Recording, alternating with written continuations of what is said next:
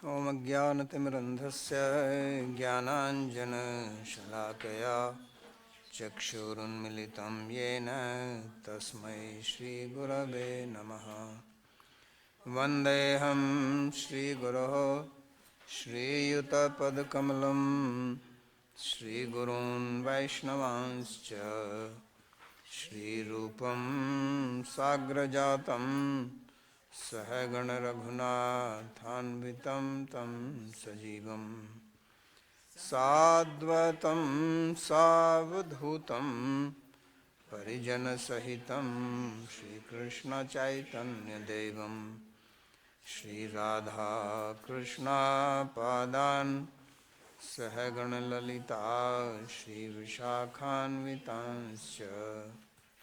हे कृष्णा करुणा सिंधो दीनबंधो जगत्पते गोपेश गोपिका कांत राधा कांत नमोस्तुते। तप्त कांचन गौरांगी राधे वृंदावनेश्वरी वृषभानुसुते देवी प्रणमामि हरिप्रिये। नमो महावदान्याय कृष्णप्रेमप्रदायिने कृष्णाय कृष्णचैतन्य नाम्ने गौरत्विषे नमः। पञ्चतत्त्वात्मकं कृष्णं भक्तरूपस्वरूपकं भक्तावतारं भक्ताख्यं नमामि भक्तशक्तिकं। श्रीकृष्ण चैतन्य प्रभु नित्यानंदा श्री अद्वैत गदाधर श्रीवासदि गौरभक्तवृंदा। हरे कृष्णा कृष्णा कृष्णा हरे हरे हरे राम राम राम हरे हरे। जन्माद्यस्य यतोऽन्वयादितरतश्चार्थसुभिज्ञस्वराट् तेने ब्रह्महृदयादिकवये मुह्यन्ति यत्सूरयः।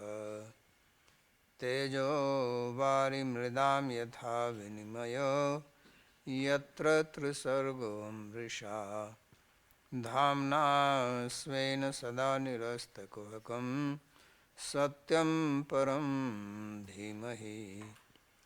नारायणं नमस्कृत्य नरं चैव नरोत्तमं देवीं सरस्वतीं व्यासं ततो जयमुदीरयेत्। स्वस्ति अस्तु विश्वस्य खलः प्रसीदतां ध्यायन्तु भूतानि शिवं मिथो धिया। मनश्च भद्रं भजता दधोक्षजे आवेश्यतां नो मतिरप्यहेतुकी।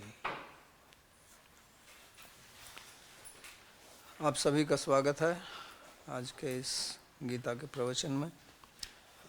और हम अध्ययन कर रहे हैं छठे अध्याय का 11वां 12वां श्लोक। भगवान ने पिछले श्लोक में कहा था कि योगी को एक निर्जन स्थान में रहते हुए योग का अभ्यास करना चाहिए। तो उस योग की क्या पद्धति है उसका वर्णन वो यहाँ पर करते हैं इन 2 श्लोकों में और आगे वाले श्लोक में 3 श्लोकों में। भगवान द्वितीय अध्याय से आरंभ करके ही बार बार मन की समता के ऊपर बल दे रहे हैं, क्योंकि हम इस संसार में जो भी व्यवहार करते हैं वो अपने मन के माध्यम से करते हैं। और अगर हमारा मन विषम है तो हमारा व्यवहार भी विषम होगा और फिर हमारे जीवन में समस्याएं आएंगी। जैसे आप एक कार में जाते हैं तो उसके 4 पहिए हैं। तो अगर एक पहिए में हवा कम है तो कार की समता नहीं रहेगी और कार में विषमता आएगी, उसकी गति में विषमता आएगी और आपको झटके लगेंगे, यानी कि आपकी यात्रा जो है वो आरामदायक नहीं होगी।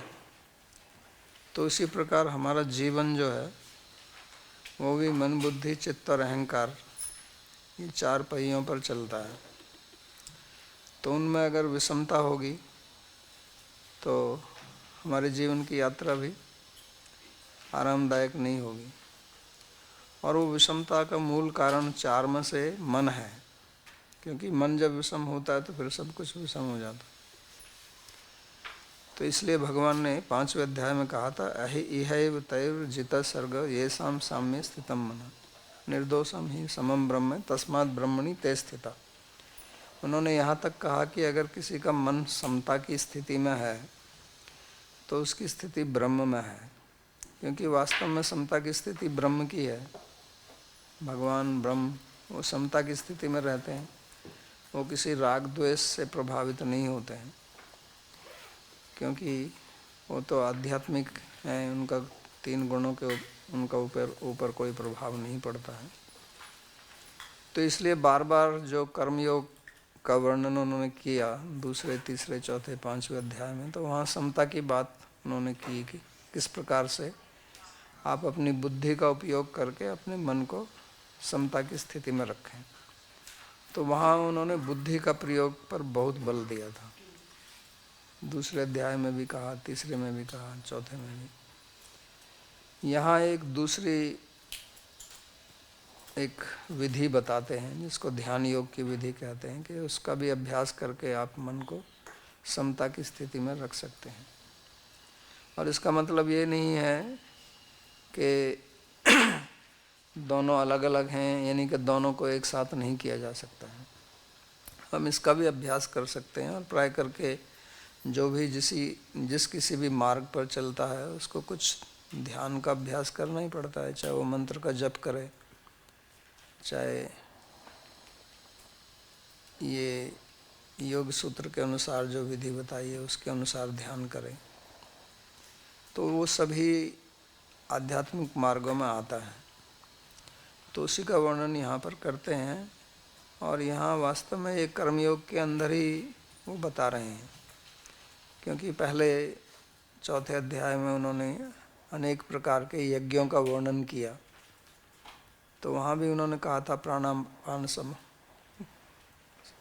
गतिम रुद्ध्वा, कि प्राणापान की गति को किस प्रकार से आप समान करके, तो उसको भी उन्होंने यज्ञ कहा था। प्राणम जुह्यते अपाने, प्राण का अपान में यज्ञ करता है। तो ये यज्ञ की दृष्टि से भी देखा जा सकता है, जो कि कर्मयोग का अंग है। या इसको आप अलग समझ सकते हैं कि अगर कर्मयोग नहीं है तो एक अलग राजयोग की विधि बताते हैं।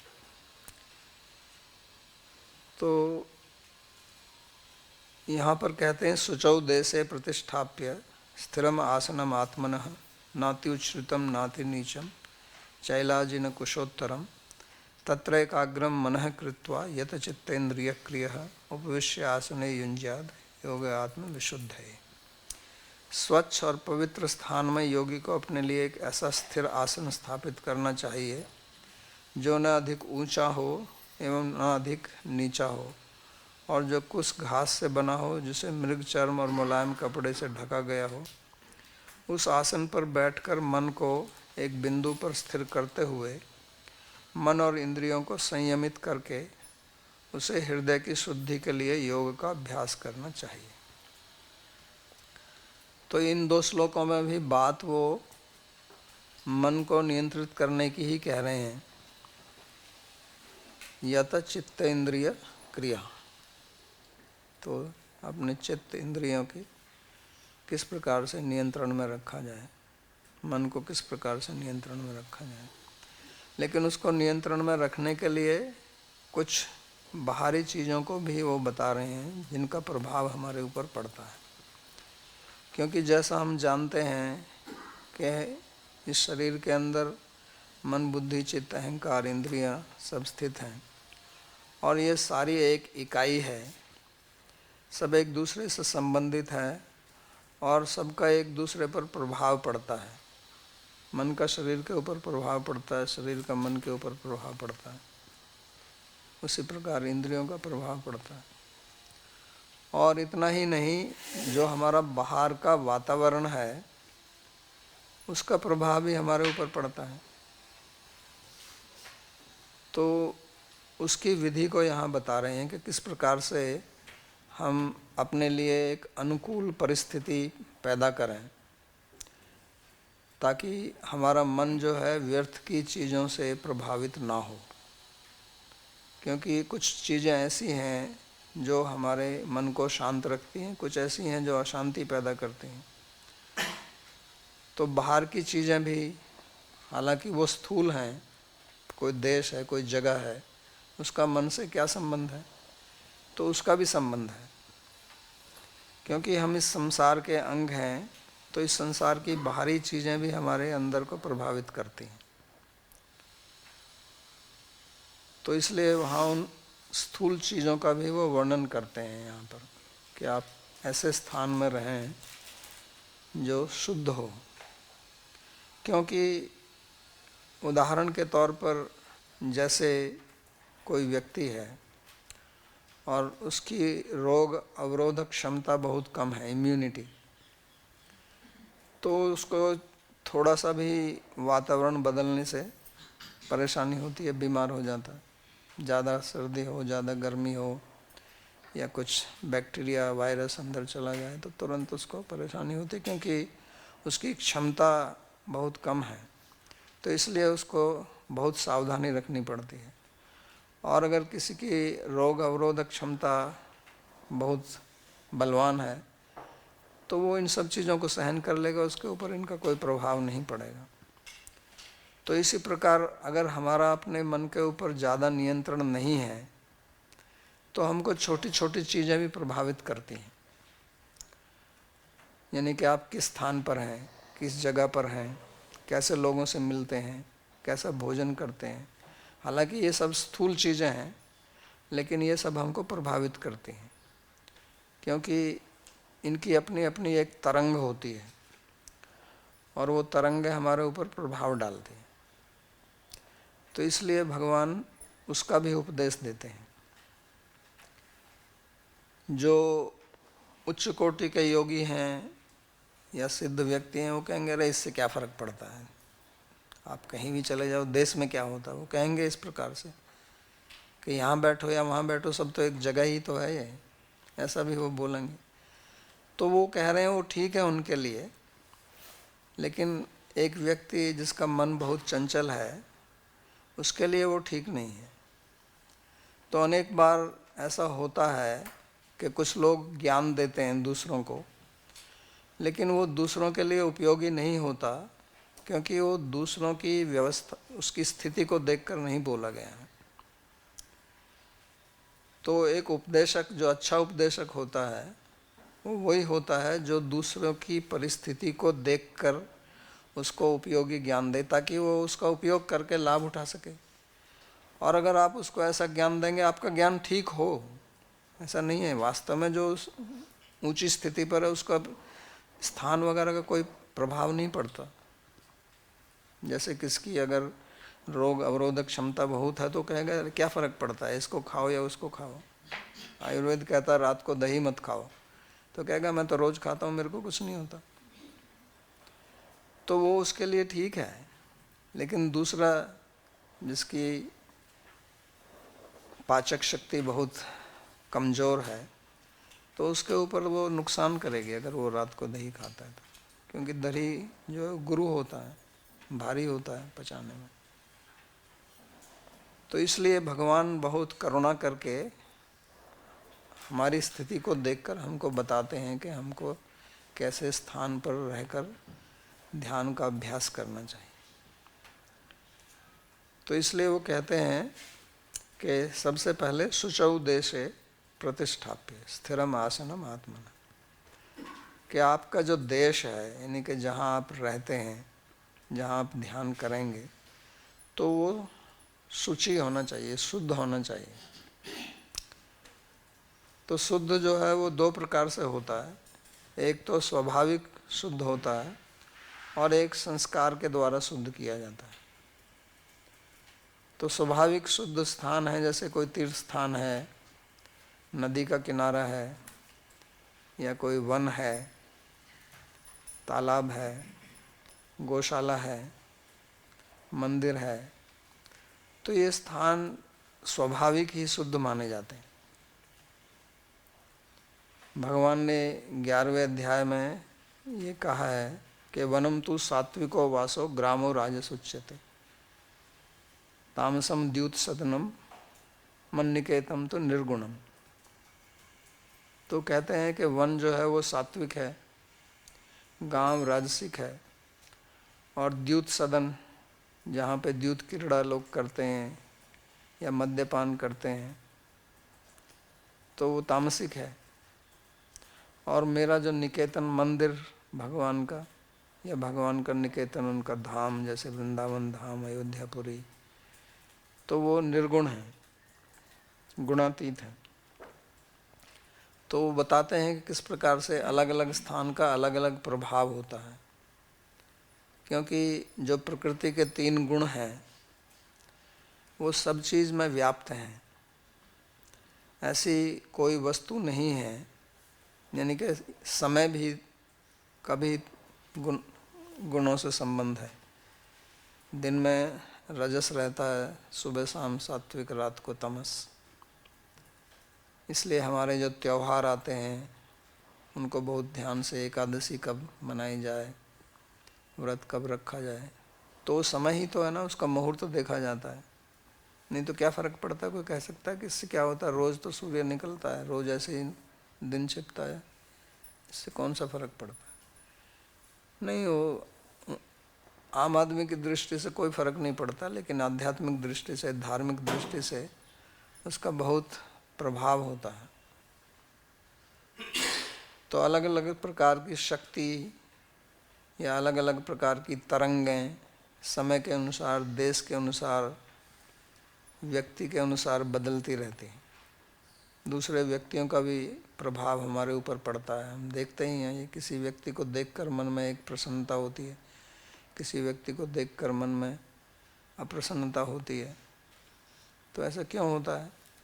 क्योंकि उनकी जो तरंगे हैं, जिसको आजकल ऑरा बोलते हैं, तो भिन्न है, उसका आपकी तरंगों से तालमेल नहीं खाता है।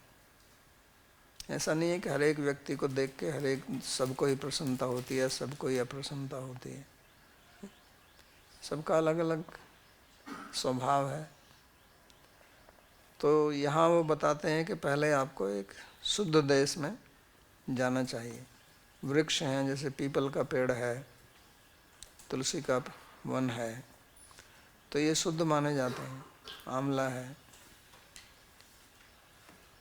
तो ऐसे स्थान, ऐसी जगह ये पवित्र हैं।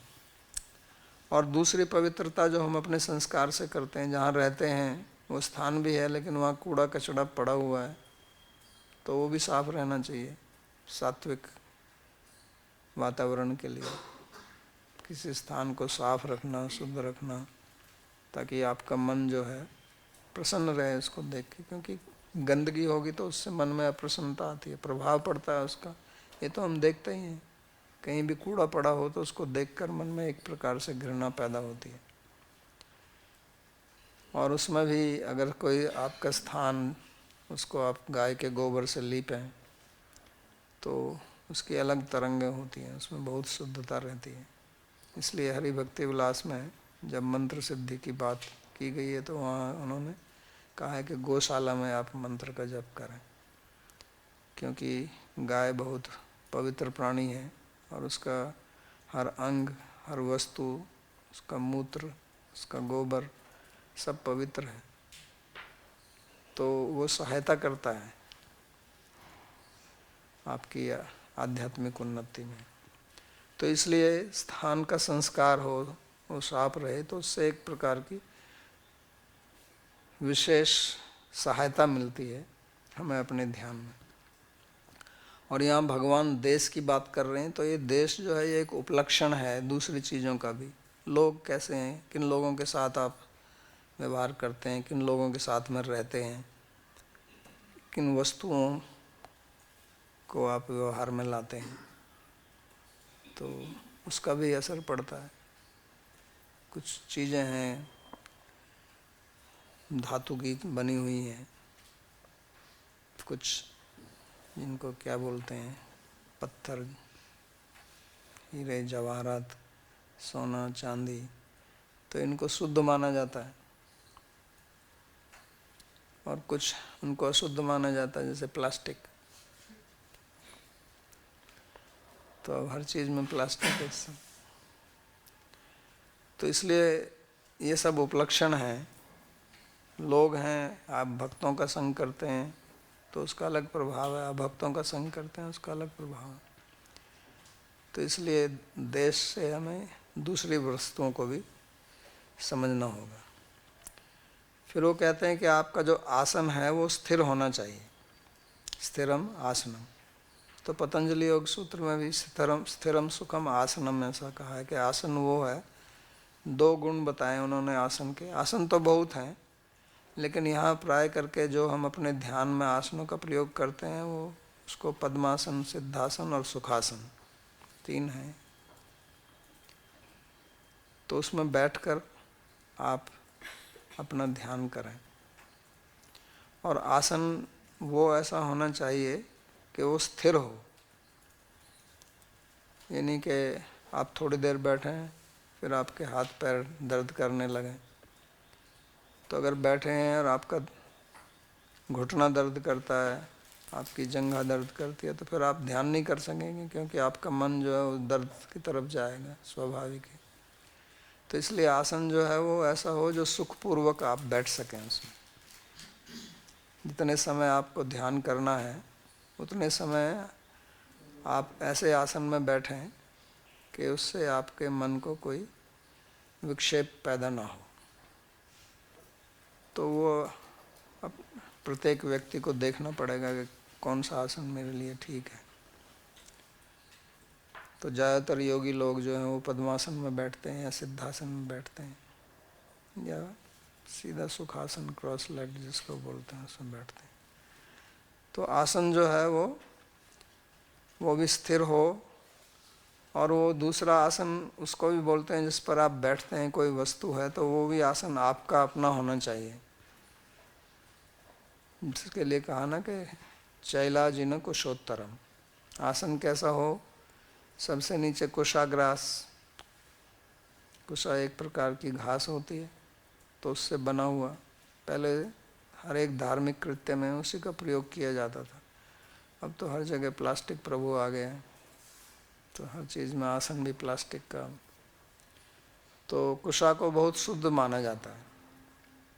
धार्मिक कृत्यों में आप देखेंगे कुशा का बहुत उपयोग होता था। उंगली पर भी पहनते हैं उसको, अनामिका उंगली पर, उसको पवित्री बोलते हैं। कुशा की ये भी बनाते थे, आपकी तगड़ी, बेल्ट जिसको बोलते हैं, मौंजी बंधन उसको कहा जाता है। तो कुशा ऐसा कहा जाता है कि भगवान वराहदेव के रोम से पैदा हुई है। जब उन्होंने पृथ्वी को उद्धार किया था जल में से, तो बाहर वो निकले तो उन्होंने अपने शरीर को झाड़ा पानी से, तो उनके रोम से जो जल नीचे गिरा उससे कुशा पैदा हुई। तो एक कुशा उत्पाटनी अमावस्या आती है आषाढ़ में, तो उस समय कुशा ग्रहण, कुशा का एकत्रित किया जाता है। संस्कृत में एक शब्द है कुशल, कुशल बोलते हैं जो किसी कार्य में बहुत दक्ष है, एक्सपर्ट है। तो वास्तव में वो कुशा से आया है कि जो कुशा को उखाड़ के ले, वो बहुत तीखी होती है, आपकी उंगली कटने का डर रहता है, कि उसको इस प्रकार से उखाड़ता है कि आपकी उंगली नहीं कटती है। तो ऐसे व्यक्ति को कुशल बोलते हैं। और क्योंकि कुशा थोड़ी तीखी होती है, उस पर आप बैठेंगे तो आपको चुभेगी, तो इसलिए उसके ऊपर चर्म के लिए कहा है, मृग चर्म, सिंह चर्म, पहले योगी लोग इसका उपयोग करते थे।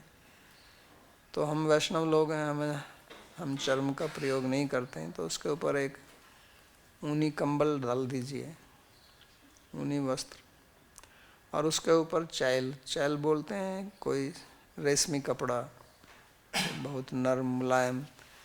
तो आसन ऐसा होना चाहिए कि वो आपको कष्ट ना दे बैठने के समय, क्योंकि आपको काफ़ी समय उस पर बैठना है। तो यहाँ चैल, जिन और कुशोत्तरम में जो इन्होंने क्रम दिया है, वो पहले कपड़ा, उसके बाद चर्म, उसके बाद कुशा, लेकिन वास्तव में ये उल्टा है। पहले कुशा, फिर चर्म, और उसके बाद में कपड़ा, ऐसे इसका क्रम है। एक नियम है पाठ क्रमाद अर्थक्रमीयो बलियान, कि जैसा पाठ है वैसा ही नहीं रखना है, लेकिन उसका अर्थ लेकर उसका उपयोग करना है। फिर वो कहते हैं कि ये जो आसन है ये बहुत ऊंचा भी ना हो, बहुत नीचा भी ना हो, यानी कि सम हो। पहले तो वैसे भी सम हो, ऐसा नहीं कि एक तरफ झुका हुआ है दूसरी तरफ उठा हुआ है, क्योंकि उससे समस्या होगी। जो पृथ्वी का आकर्षण है वो आपके शरीर पे दबाव डालेगा। तो ज़्यादा ऊंचा हो गिरने का डर रहता है, ज़्यादा नीचा हो तो उसमें भी चींटियाँ कुछ आ सकती हैं। तो इसलिए कहते हैं समता की स्थिति में। और वहाँ पर फिर आप बैठकर ये नियंत्रण करें। तत्र एकाग्रम मन कृत्वा यत चित्तेन्द्रिय क्रिया, तो उसके ऊपर बैठकर उपविश्य आसने युंज्यात। तो उपविश्य का मतलब स्पष्ट है, आपको बैठना पड़ेगा।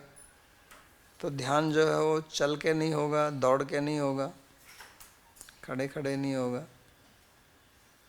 तो अगर आपको जप करना है तो बैठ कर कीजिए, सोकर भी नहीं होगा।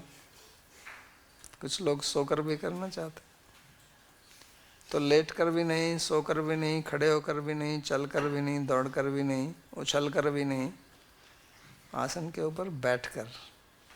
तो उपविश्य आसने युंज्यात योगम आत्मविशुद्ध है।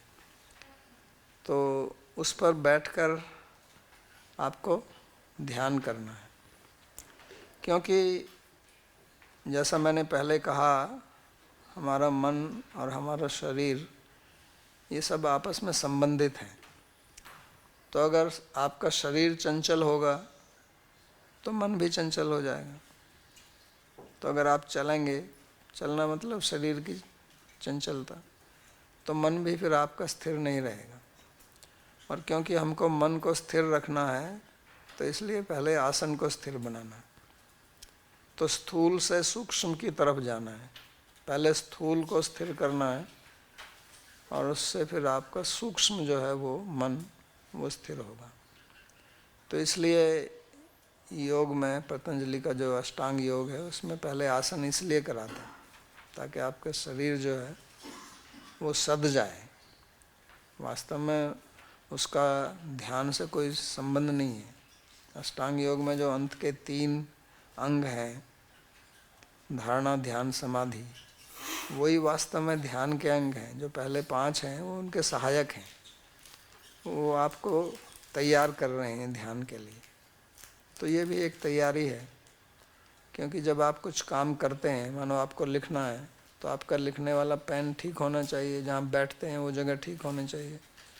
अगर आपका पेन ठीक नहीं है तो आप ठीक से नहीं लिख सकेंगे। चाहे आपका लेख बहुत सुंदर हो, लेकिन लिखने का जो यंत्र है पेन, वो भी ठीक होना चाहिए।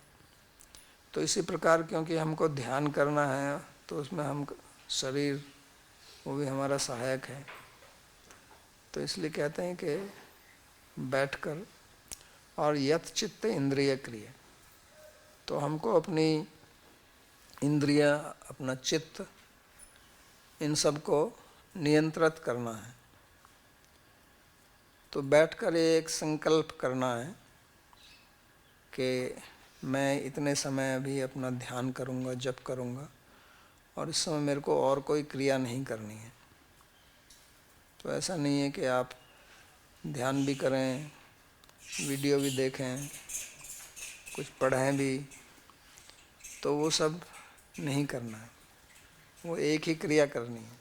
इसलिए भगवान कहते हैं कि यत चित्त इंद्रिय क्रिया, आपकी इंद्रियां भी और कोई क्रिया ना करें। आप खा भी रहे हैं, ध्यान भी कर रहे हैं, तो ऐसा नहीं। तो ध्यान के समय या जप के समय केवल जप या ध्यान ही हो और कुछ नहीं होना चाहिए। और एकाग्रम मनः कृत्वा, तो ये सबसे महत्वपूर्ण है। आपका मन जो है वो एकाग्र होना चाहिए। एकाग्र का मतलब है कि वो एक ही वस्तु पर रहे। जिस चीज़ का भी आप ध्यान करते हैं, चाहे वो मंत्र का ध्यान है, तो अगर हम मंत्र का ध्यान करते हैं तो फिर आपका मन मंत्र पर ही होना चाहिए। ये बहुत बार लोग प्रश्न पूछते हैं कि जब मैं नाम जप करता हूँ तो क्या मैं भगवान की मूर्ति का ध्यान करूं? कुछ लोग कहते हैं मैं वृंदावन चला जाता हूं और वृंदावन के जो मुख्य मंदिर हैं वो एक मंदिर से दूसरे मंदिर जाता हूं जप करते समय। तो ऐसा भगवान नहीं बता रहे हैं, क्योंकि जब आप मंत्र का जप कर रहे हैं तो आपका ध्यान मंत्र पर ही होना चाहिए। आप अगर भगवान के विग्रह पर ध्यान करते हैं तो विग्रह पर ही ध्यान करो, फिर उसको मुख्य बनाइए आप। लेकिन हमें अगर आप अपना मन नाम जप में लगाना है तो उस समय नाम जप ही होना चाहिए, फिर दूसरी चीज़ मत लाइए इसमें। तो एकाग्र का यही अर्थ होता है। तो एकाग्रम मनः कृत्वा, तो उपनिषद में इसलिए कहा है दृश्यते तु अग्र्या बुद्ध्या सूक्ष्म्या सूक्ष्म दर्शी भी। तो कहते हैं कि जो सूक्ष्म दर्शी हैं वो अपनी सूक्ष्म बुद्धि से, एकाग्र बुद्धि से भगवान का दर्शन करते हैं। यानी कि ध्यान का मतलब यही होता है, जिसको कहते हैं कि तैल धारावत। जैसे आप तेल को ऊपर से नीचे डालते हैं एक पात्र से दूसरे पात्र में, तो तेल जो है वो सीधा रहता है, वो बीच में टूटता नहीं है, अवच्छिन्न निरवच्छिन्न रहता है। तो इस प्रकार से हमारा मन होना चाहिए, तो उसी को ध्यान बोलते हैं। तो ध्यान का मतलब होता है कि बार बार उसका अभ्यास करना और धारणा, जब मन उसमें लग जाता है तो इसके लिए बहुत अभ्यास की आवश्यकता है। और पहले तो उसको हमें समझना होगा कि ये मैं करना चाहता हूँ, और जब ध्यान में बैठें तो उस समय सोचें कि अब मेरे को संसार का चिंतन नहीं करना है, इतने समय के लिए मेरा और कोई चिंतन, ये एक संकल्प करें, क्योंकि हमारा मन जो है वो संकल्प से चलता है, तो इसका प्रभाव पड़ता है। हालांकि आरंभ में वो प्रभाव थोड़ी देर के लिए रहेगा, फिर आपका मन भागेगा, लेकिन कम से कम आरंभ में जप करने से पहले आप ये संकल्प करें कि अब मैं किसी और वस्तु का, क्रिया का, स्थान का, व्यक्ति का, किसी का भी चिंतन नहीं करूँगा। अब मैं केवल भगवान के नाम का ही चिंतन करूँगा। तो ऐसा जब आप संकल्प करके बैठते हैं तो आपका मन थोड़ा स्थिर होता है, और फिर बार बार उसका अभ्यास करने से और स्थिर होगा। तो इसलिए यहाँ भगवान कहते हैं कि एकाग्रम मनः कृत्वा, क्योंकि हमें अपनी बुद्धि से ये सोचना है कि जब मैं अपना नाम जप कर रहा हूँ तो उस समय मेरे को किसी कार्य का चिंतन अगर आता है मन में तो उससे कोई लाभ तो होता नहीं है, क्योंकि उस समय तो आप उस कार्य को कर नहीं सकते। आपको किसी व्यक्ति को कुछ कहना है तो मन में आएगा उस समय कि इस व्यक्ति को मैं ऐसा बोलूँगा या मैं ऐसा लिखूँगा, या आपको कुछ और कार्य करना है तो मैं वहाँ जाऊँगा या मैं ये करूँगा। तो इस तरह के विचार आएंगे, तो लेकिन आपको ये सोचना है कि उन विचारों से अभी क्या लाभ है आपको। आप ना तो वहाँ जा सकते हैं क्योंकि आप तो नाम जप कर रहे हैं, और ना किसी को आप कुछ कह सकते हैं, ना आप लिख सकते हैं। तो इनमें से आप कोई भी क्रिया नहीं कर सकते हैं। तो जब उनको नहीं कर सकते हैं तो उनको सोचना क्यों है। तो ऐसा हमको अपने आप प्रयास करना पड़ेगा, क्योंकि अगर हम प्रयास नहीं करेंगे तो मन तो ये चाहता ही है इधर उधर भटकना।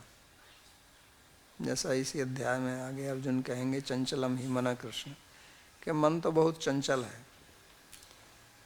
तो वो चंचल चलता रहेगा और वो चलने से रुकता नहीं है, कभी थकता नहीं है मन। बाकी सारी इंद्रियां आपकी थक जाती हैं, ऐसी कोई इंद्रियां नहीं है जो थकती नहीं है, लेकिन मन नहीं थकता है। और मन जो है वो बूढ़ा भी नहीं होता है। जब आप युवा हैं, आपके शरीर में शक्ति रहती है, आप बूढ़े हो जाएं, शरीर में शक्ति कम हो जाएगी, इंद्रियां क्षीण हो जाएंगी, आँख से कम दिखेगा, दांत गिर जाएंगे, भोजन में वैसा स्वाद नहीं आएगा, आपको सुनना कम पड़ेगा, ठीक से सुन नहीं पड़ेंगे, लेकिन मन आपका फिर भी वैसे ही चलेगा। तो मन बहुत बलवान है, तो इसलिए उसका नियंत्रण करने के लिए आपको बहुत प्रयास करना पड़ेगा। तो उसी के लिए भगवान यहाँ बता रहे हैं कि तत्र एकाग्रम मन कृत्वा। तो इसलिए जप के समय अगर आप किसी दूसरी वस्तु का चिंतन करते हैं तो आप दोनों से गए, ना तो आपका जप होगा और ना वो कार्य जिसका आप चिंतन कर रहे हैं वो होगा, तो होगा कुछ नहीं, तो फायदा क्या हुआ। तो कम से कम ये सोचना तो है कि इससे मेरे को कुछ भी लाभ नहीं हो रहा, मैं अपना समय व्यर्थ कर रहा हूँ, ना मेरा जप हो रहा है और जो मैं करना चाहता हूँ वो भी मैं कर नहीं पा रहा हूँ। तो या तो अपना जप छोड़ के उसको कर ही लो पहले। आपको किसी को लिखना है तो लिख ही लो, तब जप करना। नहीं तो आप जप से भी गए और उस काम से भी गए। आप कोई और दूसरा काम करते हैं उस समय आपका जप नहीं होता, लेकिन जब आप जप करने बैठते हैं तब सब काम उसी समय आता है। सारे तर्क वितर्क तभी पैदा होते हैं मन में। तो इसलिए उनसे आपको बचना है, और उससे बचने के लिए ही ये सब कहा गया है, जो कहा कि आप स्वच्छ देश में बैठें, आसन पर बैठें, क्योंकि इनसे सहायता मिलती है। क्योंकि हमारे चित्त जो है उसकी 5 भूमिका बताई हैं योग में, क्षिप्त, मूढ़, विक्षिप्त, एकाग्र और निरुद्ध अवस्था। तो जो पहली 3 अवस्थाएं हैं उनसे ध्यान नहीं होता, वो रजस और तमस की स्थिति है। मूढ़, क्षिप्त राजसिक, मूढ़ तामसिक, विक्षिप्त वो रजस तमस से मिली हुई। तो उन 3 स्थिति में जब हमारा मन रहता है तो उससे कोई ध्यान नहीं होता। ध्यान होने के लिए मन को सात्विक होना पड़ेगा। इसलिए स्मरण, चाहे वो नाम स्मरण हो, लीला स्मरण हो, उसके लिए सात्विक मन की आवश्यकता है। अगर मन सात्विक नहीं है तो होगा ही नहीं, हो आप जितना मर्जी प्रयास करें। और उसकी जो अंतिम अवस्था उसको फिर निरुद्ध अवस्था बोलते हैं, जो समाधि है, योग, उसी को बोलते हैं कि तब आपका मन उसमें एकदम लीन हो जाता है। तो पहले उसका हमको अभ्यास करना पड़ेगा। और युंज्याद योगम आत्म विशुद्ध है। तो वो योग किस लिए करना है, उसका क्या उद्देश्य है, तो उसको कहते हैं कि आत्म विशुद्ध है। क्योंकि कुछ लोग ध्यान करते हैं तो वो कुछ भौतिक वस्तु प्राप्त करने के लिए भी कर सकते हैं। जैसे पहले कर्म योग में पढ़ा कि कर्म 2 प्रकार का है, एक सकाम कर्म, एक निष्काम कर्म। तो उसी प्रकार ध्यान भी लोग कुछ सिद्धि प्राप्त करने के लिए, कुछ भौतिक सिद्धियां प्राप्त करने के लिए कर सकते हैं। योग सूत्र में 3रा अध्याय विभूतिपाद कहलाता है।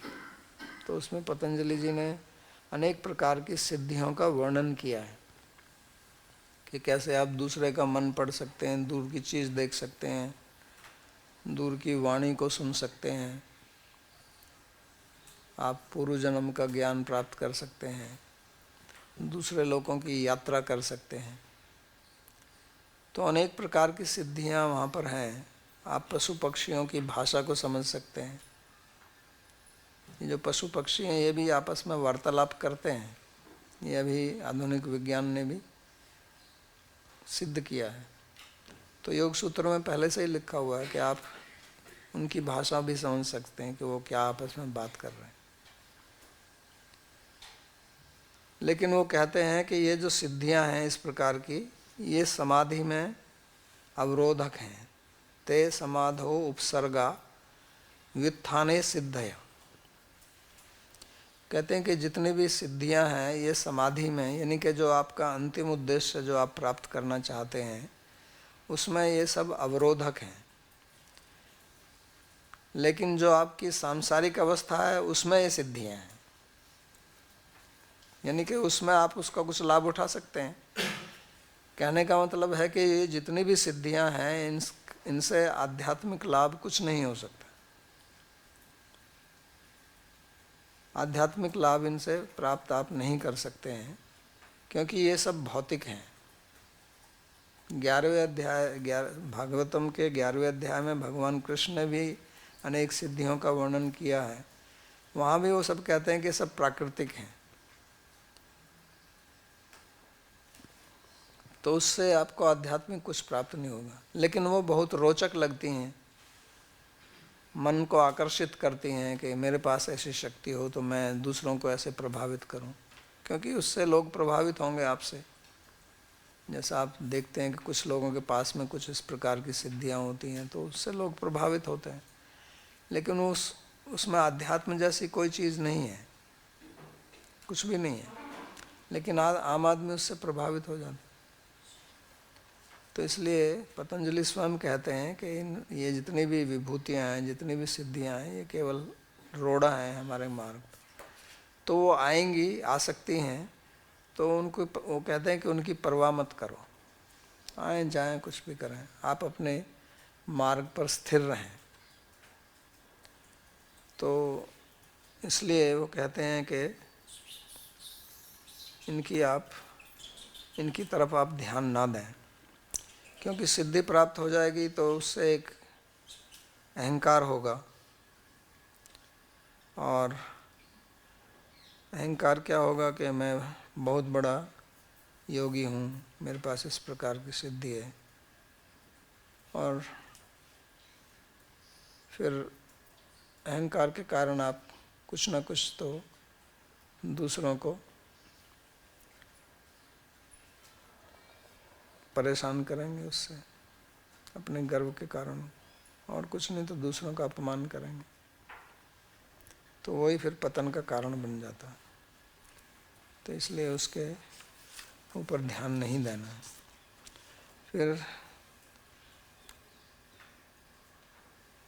13वें श्लोक में भगवान कहते हैं, समम काय शिरो ग्रीवम धारयन् अचलम स्थिरः संप्रेक्ष्य नासिकाग्रम स्वम दिशश्च नवलोकयन्।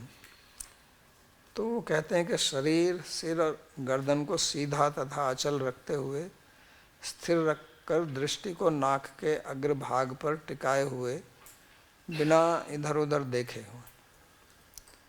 तो ध्यान की और प्रक्रिया वो बताते हैं कि बैठना कैसे है।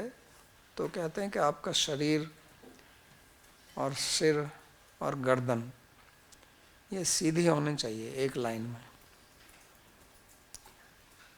तो वैसे भी ये वैज्ञानिक तथ्य है, क्योंकि अगर हमारा शरीर आगे को झुका होगा तो आकर्षण शक्ति खींचेगी, फिर आपके कमर में दर्द होगा, पीछे को झुका होगा तो आपकी गर्दन में दर्द होगा। तो उसको अगर हमको इस प्रकार से रखना है कि हम काफ़ी देर तक बैठ सकें बिना थके हुए, तो इसलिए उसको सीधा रखना पड़ेगा। तो इसलिए कहते हैं समम काय शिरोग्रीवम, और उसको धारण करना अचल और स्थिर। तो उसको चलाना नहीं है। तो कुछ लोग बैठ भी जाते हैं, उनकी गर्दन, शरीर, सिर सब एक लाइन में, लेकिन आगे पीछे हिलते हैं, फिर ऐसा होता है, कुछ ऐसे ऐसे हिलते हैं। तो वो नहीं करना, इसलिए कहते हैं अचलम स्थिर। और ये संप्रेक्ष्य नासिकाग्रम, तो ये नासिकाग्र वाली बात जो है ये मेरी समझ में आई नहीं है, क्योंकि इसको मैंने करके देखा, थोड़ी देर बाद आपके सिर में दर्द होने लगता है, ऐसे देखने लगो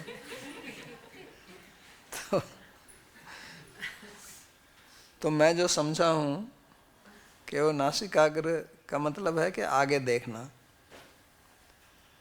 ना दाएं देखना, ना बाएं देखना, ना बहुत दूर देखना, लेकिन पास में ही, यानी कि आपकी दृष्टि जो है वो ज़्यादा दूर ना हो। ये मेरी समझ की बात है, क्योंकि पहले भी भगवान ने पिछले अध्याय में भी कहा था, स्पर्शन कृत्वा बहिर्बाह्यंस चक्षुश्चैव अंतरो भ्रुवे। वहाँ पे उन्होंने कहा कि भ्रू मृद्ध के बीच में दृष्टि। अब यहाँ कैसे दृष्टि टिकाएंगे आप? वो तो आधे मिनट में ही सर दर्द हो जाता है। प्रयास करके देखा मैंने तो होता नहीं है। तो उसका मतलब भी यही है, यहाँ का मतलब आगे और इसका मतलब भी आगे।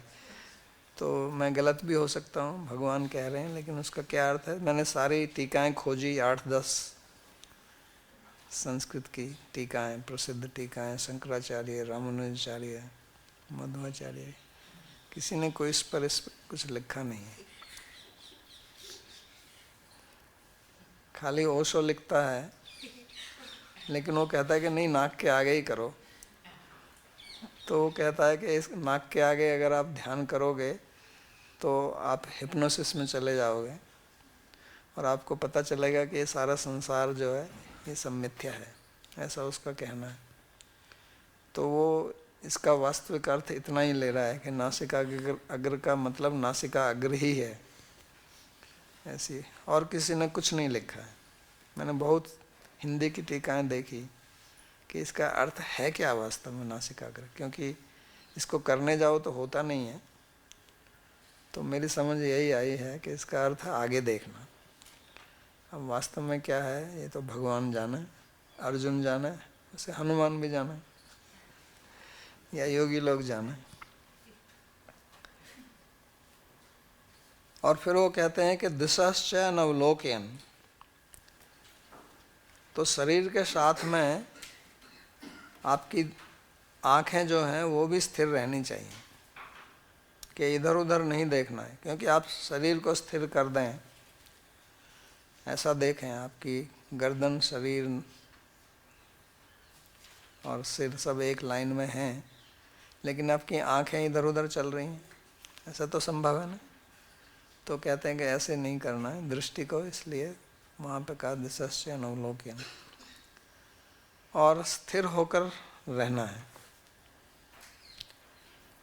तो स्थिरता का उदाहरण एक बहुत सुंदर कथा महाभारत में आती है। एक जाजली नाम के मुनि थे, तो उन्होंने योग का अभ्यास किया, लेकिन उन्होंने खड़े होकर किया। खड़े होकर और भी कठिन है, खड़े होकर क्यों किया ये तो पता नहीं, लेकिन वो एक ही स्थान पर खड़े रहे। जैसे हमारे वृंदावन में खड़ेश्वरी बाबा हैं, वो खड़े रहते हैं, सोते नहीं हैं, बैठते भी नहीं हैं, खड़े ही रहते हैं। अभी तो बंद कर दिया, अभी कभी कभी खड़े होते हैं। पहले बहुत साल पहले, 40 साल पहले तो वो खड़े ही रहते थे पेड़ के नीचे। तब यहाँ कुछ नहीं था, अभी उनका बड़ा आश्रम बन गया है, तो उनका नाम ही हो गया खड़ेश्वरी बाबा। खड़ेश्वरी माने मास्टर ऑफ स्टैंडिंग। तो उस जाजली मुनि भी खड़ेश्वरी बाबा थे, और वो वास्तव में ही थे। उन्होंने कोई नाटक नहीं किया, और कोई ऐसा नहीं कि परिक्रमा मार्ग पर जाके खड़े होना ताकि लोग देखें मेरे को। तो वो जंगल में नदी के किनारे खड़े हुए रहे, और उनके सिर के ऊपर जो है उनकी जटाएं थी बड़ी बड़ी। तो इतना स्थिर होकर खड़े हुए कि पक्षी आके उनके ऊपर बैठ जाते थे। उन्होंने सोचा कि ये भी कोई पेड़ है। वो हिलते ही नहीं थे जरा भी, बिल्कुल स्थिर, पत्थर की तरह, जैसे पत्थर की मूर्ति हो गए हों, इस प्रकार से खड़े हो गए। तो पक्षी आके उसमें बैठे, उन्होंने उसकी जटाओं के अंदर घोंसला बना दिया, और फिर उन्होंने अंडे भी दिए उसमें। तो उन्होंने सोचा कि अगर मैं चलूँगा तो पक्षी फिर देखेंगे कहाँ हमारा घोंसला कहाँ गया। तो वो खड़े रहे जब तक कि वो अंडों से बच्चे पैदा हो गए, बड़े हो गए और उड़ गए, तब तक वो खड़े ही रहे। तो जब ऐसा हुआ तो तब उनके मन में ये एक अहंकार आया कि मैं बहुत बड़ा सिद्ध पुरुष हूँ, कि देखो मैं इतने समय तक ऐसे खड़ा रहा बिल्कुल स्थिर होकर, जैसे भगवान ने गीता में कहा है, समम काय शिरो ग्रीवम धार्येण अचलम स्थिर संप्रेक्ष्य नासिकाग्रम सुम दिशश्चैन अवलोकयन्। तो उन्होंने कहा कि मेरे जैसा कोई नहीं है, जैसी सिद्धि मेरे को प्राप्त है ऐसी कोई नहीं कर सकता। उन्होंने कहा ऐसा तो हमने कहीं सुना ही नहीं है कि कोई इस प्रकार से खड़ा हो जाए। तो ये भी एक प्रकार का अभिमान है कि मैं ऐसी सिद्धि, ऐसी तपस्या करूँगा जैसी पहले किसी ने नहीं की। तो आप तपस्या अहंकार के लिए कर रहे हैं कि अपना जो प्रयोजन है उसको सिद्ध करने के लिए कर रहे हैं। तो जब उनके मन में ऐसा विचार आया तो ऊपर से आकाशवाणी हुई। तो उन ऋषि का नाम उन मुनि का नाम था जाजली मुनि। तो उन्होंने आकाशवाणी हुई कि हे जाजले, सुनो, जो तुमने तपस्या की है उससे ज़्यादा तपस्वी तो बनारस का एक बनिया है, उसका नाम है तुलाधार, दुकानदार, और वो अपनी दुकान पर ही बैठता है।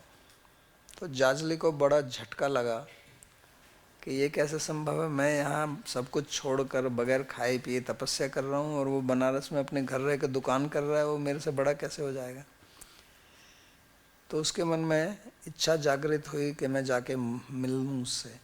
तो वहाँ से वो फिर तुलाधार के पास गए।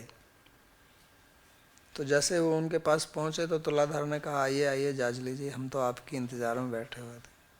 तो फिर वो और बहुत चौंका कि इसको कैसे पता चल गया, मैंने तो किसी से बात ही नहीं की है।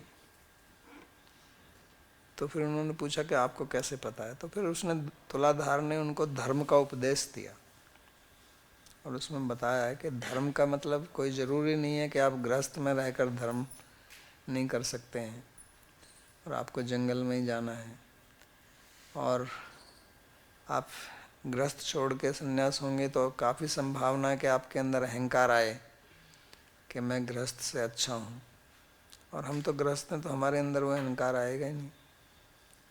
तो इस प्रकार से बहुत बड़ा वहाँ पर उपदेश तुलाधार जाजली मुनि को देते हैं, जिसमें वो वास्तव में यही बताते हैं कि आप जो भी करें तो उसका आपको गर्व नहीं होना चाहिए, और अगर आपको उसका गर्व होता है इसका मतलब आपकी साधना में कुछ कमी है। क्योंकि अगर आप साधना ठीक से कर रहे हैं तो आपका तो गर्व विलीन हो जाना चाहिए, आपके अंदर तो विनम्रता आनी चाहिए।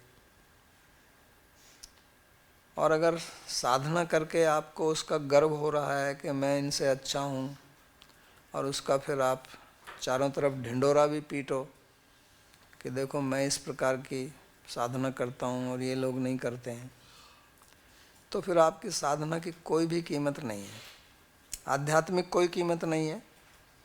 भौतिक जगत में सांसारिक कीमत हो सकती है, लोग आपसे प्रभावित हो जाएं। अब जाजली मुनि इस प्रकार से लोगों को जाकर कहीं बताए कि मैंने ऐसे तपस्या की है तो बहुत लोग प्रभावित होंगे उससे, लेकिन तपस्या जो है वो प्रभावित करने के लिए थोड़े की जाती है। अगर आप दूसरों को प्रभावित करने के लिए कर रहे हैं तो उससे आपको आध्यात्मिक लाभ क्या मिल रहा है। तो इसलिए ये एक शिक्षा उन्होंने तुलाधार ने दी। तो भगवान भी जैसा पिछले श्लोक में उन्होंने कहा था कि युंज्याद योगम आत्मविशुद्ध है,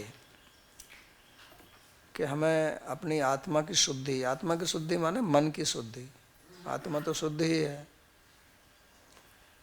तो मन के जो विकार हैं, राग द्वेष गर्व अभिमान लोभ मोह मद, मात्सर्य। तो इनकी शुद्धि करने के लिए हमको तपस्या या साधना करनी है, न कि इनको और हम बढ़ावा दें। अगर साधना करने से हमारा गर्व बढ़ता है, हमारा मद बढ़ता है, हमारा लोभ बढ़ता है, तो फिर साधना से हमें लाभ तो कुछ नहीं हुआ, हमें तो हानि हुई है। जिस चीज़ को साधना से हमको त्यागना चाहिए उसमें और वृद्धि हो गई। तो इसलिए भगवान कहते हैं कि योगम युञ्ज्यात आत्मविशुद्ध है, कि आत्मा की शुद्धि के लिए हमको करना है। तो इसलिए हमें यह भी ध्यान रखना है कि जो मैं साधना कर रहा हूँ उस साधना का मेरे को गर्व ना हो। तो ये बहुत महत्वपूर्ण है, क्योंकि हमारा जो अहंकार है, हमारा जो गर्व है, वो हमेशा कुछ ना कुछ ढूंढ लेता है। कुछ भी आप करो तो वो अपने को दूसरे से अच्छा सिद्ध करेगा कि मैं इस परंपरा से हूँ, मेरे पास ऐसा ज्ञान है, मैं इस भगवान की पूजा करता हूँ। कुछ ना कुछ निकाल लेगा अपने लिए, अपना महत्व सिद्ध करने के लिए। तो अगर तुम हो भी इस प्रकार से तो उसका गीत क्यों गाते हो तो हो। और दूसरों को दिखाने के लिए आप कहते हो, इसका मतलब आप दूसरे को नीचा दिखाना चाहते हो। तो इससे आपकी क्या आध्यात्मिक उन्नति होगी और इससे भगवान की क्या प्रसन्नता होगी। तो इसलिए इस बात का बहुत ध्यान रखना है कि जो हम साधना करते हैं वो उससे हमारा जो प्रयोजन सिद्ध होना है, हमारा भक्ति में हमें भगवान की प्रीति प्राप्त करनी है। तो भगवान की प्रीति दूसरों को नीचा दिखाने से नहीं होगी। श्री चैतन्य महाप्रभु कहते हैं अमानी ने मान देना। तो अगर हम दूसरों को नीचा दिखा रहे हैं तो इसका मतलब हम स्वयं मान की इच्छा रखते हैं और हम अमानी नहीं, हम तो सम्मानी हैं, और वही बेईमानी है। तो आप फिर माँ बेईमान है, क्योंकि भगवान का नाम, भगवान का पूजा, इस सब का आप उपयोग अपने अहंकार बढ़ाने के लिए कर रहे हैं।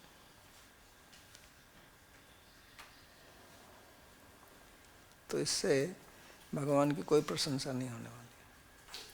तो भगवान के नाम का जप अगर मैं अपना अहंकार बढ़ाने के लिए कर रहा हूँ तो ये तो उसके भगवान के नाम का बहुत बड़ा दुरुपयोग है। तो इसलिए श्री चैतन्य महाप्रभु बहुत बल देकर उन्होंने कहा मानी न मान देना।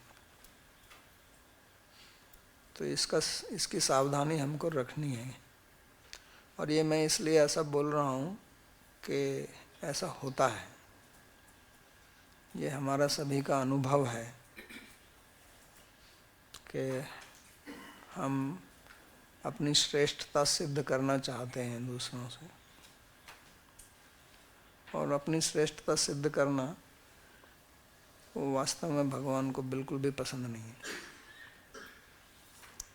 तो उससे आत्मा की कोई शुद्धि नहीं होती। तो आत्मविशुद्ध है का अर्थ यही है कि इस प्रकार के जो राग, द्वेष, गर्व, मद, मात्सर्य, ईर्ष्या, ये हमारे अंदर प्रवेश ना करें, और जो अंदर पहले से ही प्रविष्ट हैं उनको हम निकालें। तो आज का प्रवचन ही समाप्त करते हैं। किसी का कोई प्रश्न हो तो पूछ सकते हैं।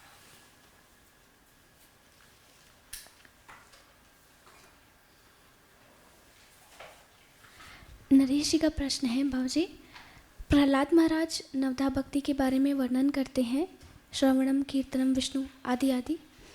चूँकि यहाँ जप का नहीं कीर्तन का वर्णन है, अतः आध्यात्मिक जगत में जप की प्रथा कैसे प्रचलित हुई या अस्तित्व में आई? नहीं, स्मरण तो क्या बोल रहे हैं ना, श्रवण कीर्तन स्मरण तो बोलते हैं, कीर्तन के बाद स्मरण बोल रहे हैं ना। तो स्मरण जप तो स्मरण ही है ना, नाम स्मरण ही जप है, और क्या है। मंत्र जो स्मरण जप करते हैं उसको मंत्र स्मरण भी बोलते हैं, क्योंकि मंत्र तो जोर से बोला नहीं जाता है, उसका स्मरण ही होता है। ऋषि का दूसरा प्रश्न है कि बाबा जी जपा के संबंध में इस पर थोड़ा प्रकाश डालें। तुलसी मेरे राम को रीछ भजो का या खींच, भूम पड़ा ज़मीन में उल्टा सीधा बीज।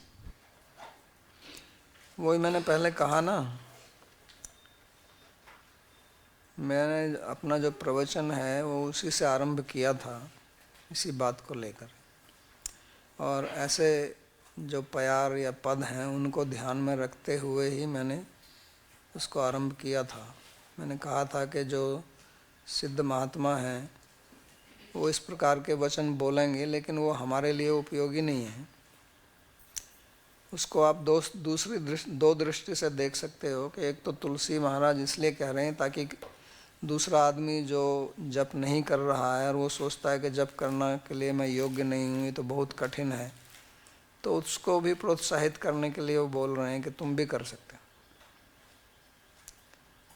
तुम जैसा मर्जी है वो करो। बीज जो है जैसा खेत में गिर जाएगा तो पैदा होगा। लेकिन ये भी ठीक है कि बीज अगर बहुत ज़मीन के अंदर चला जाए तो अंकुर नहीं होता है। ये हमारा स्वयं का अनुभव है और जो खेती करते हैं वो जानते हैं इसको। और बीज अगर ज़मीन में बहुत ऊपर रह जाएगा तो भी पैदा नहीं होगा वो।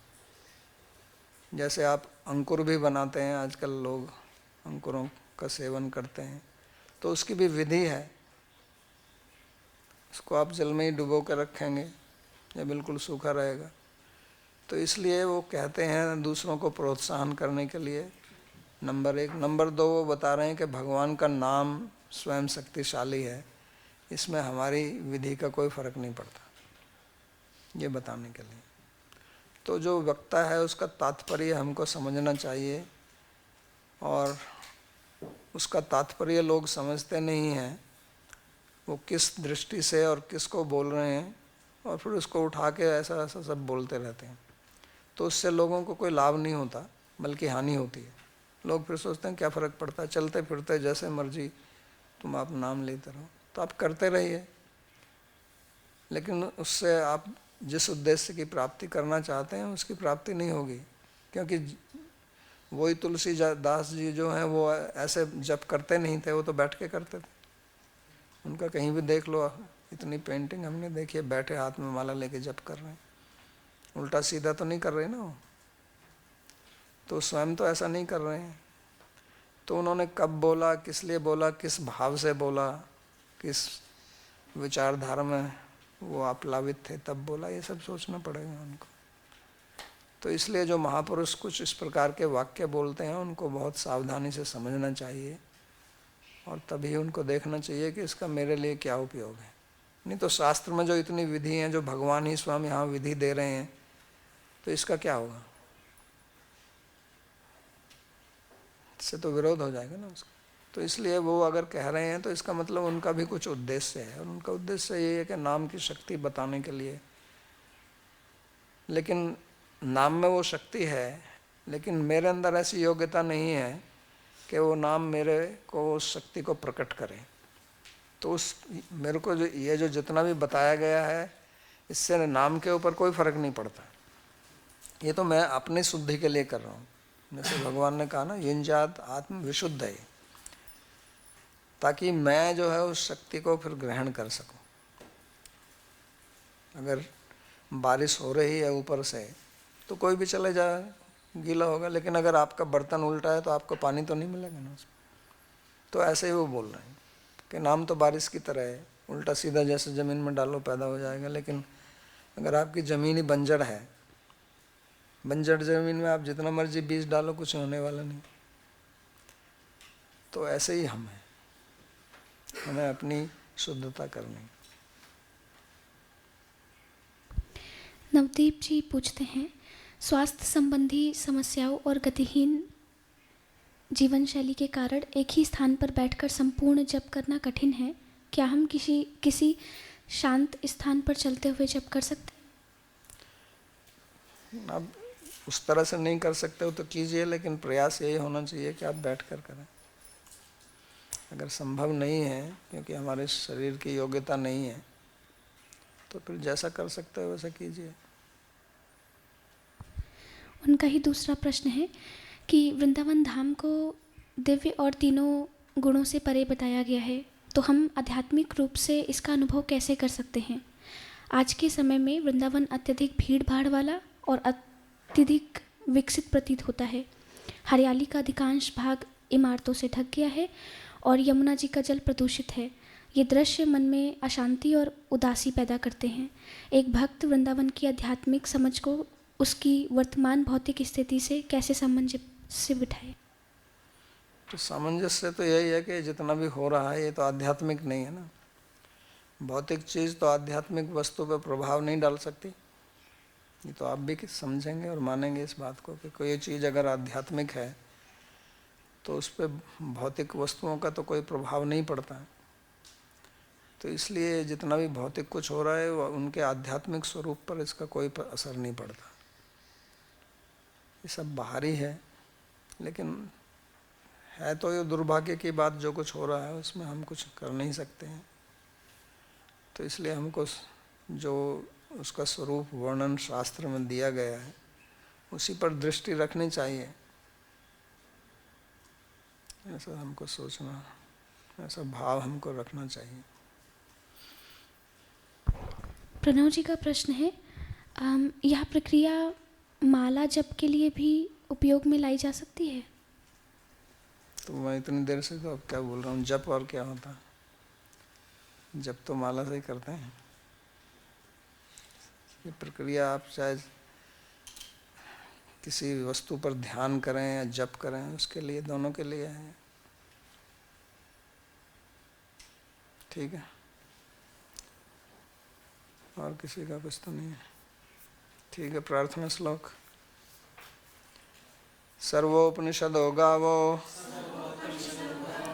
दोग्धा गोपाल नंदनः पार्थो वत्स सुधीर्भोक्ता दुग्धम गीतामृतम महत्। एकं शास्त्रं देवकी पुत्र गीतम्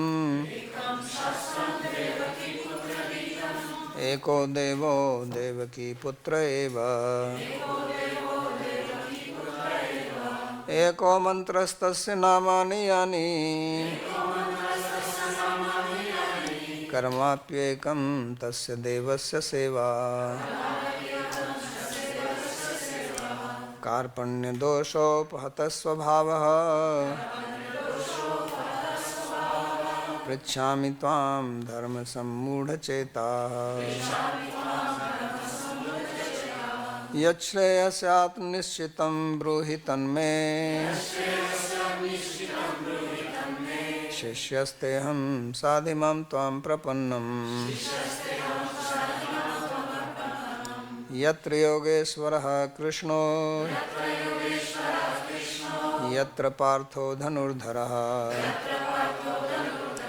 तत्र श्रीर्विजयो भूतिर्ध्रुवा नीतिर्मतिर्मम। कृष्णाय वासुदेवाय देवकी नंदनाय च नंदगोपकुमाराय गोविंदाय नमो नमः। नमः पंकजनाभाय नमः पंकजमालिने नमः पंकजनेत्राय नमस्ते पंकजांघ्रे। भवे भवे यथा भक्तिः पादयोस्तव जायते तथा कुरुष्व देवेश नाथस्त्वं नो यतः प्रभो। नाम संकीर्तनं यस्य सर्वपाप प्रणाशनं